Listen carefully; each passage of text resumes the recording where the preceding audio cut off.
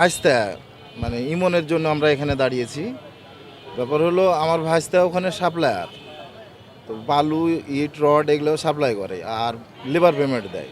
তো কিছুদিন ধরে মানে ওই ছেলেগুলো যে ছেলেগুলো আমার মানে ভাইস্তাকে মেরেছে, ওই ছেলেগুলো মনে করেন কিছুদিন ধরে এই আমার ভাইস্তার কাছে টাকা চাই, চাঁদা চাই।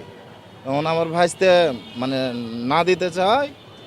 এই যে কালকে ওই পরশুদিনকে আমার ভাইস্তে মনে করেন লেবার পেমেন্ট দিতে যেমনি ঢুকতে গেছে, আর ওই ঢুকতে না প্রজেক্টের বাইরেই মনে করেন ওরা মানে কয়েকজন মিলে ওকে ধরে মানে সেই মার মেরেছে। মেরে আমার ভাইস্তা মেডিকেলে আছে, আপনারা যদি এখন যান তো আমার ভাইস্তার কাছ থেকেও কিছু শুনতে পারবেন যে কি কারণে কি হয়েছে।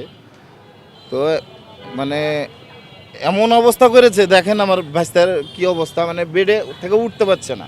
প্রচুর পরিমাণে ওরা হচ্ছে কিশোরগঞ্জের ছেলেপেলে, ওরা হচ্ছে ওই পশ্চিম পাড়ায় থাকে। তোমার ওদের নাম আকাশ, আর হচ্ছে আঞ্চলের বেটার নাম কি, ওই যে হচ্ছে হেসেলঘর এলাকাতে চাঁদাবাজি করে। এলাকাতে আমার শ্বশুর ওখানে নাইট গার্ডের চাকরি করে, তো ওইখানে ছোট বোন গ্রাম পশ্চিম পাড়া সরকার বাড়ির মোড়ের ওখানে আমার হাজবেন্ডকে মেরেছে মুরাদ।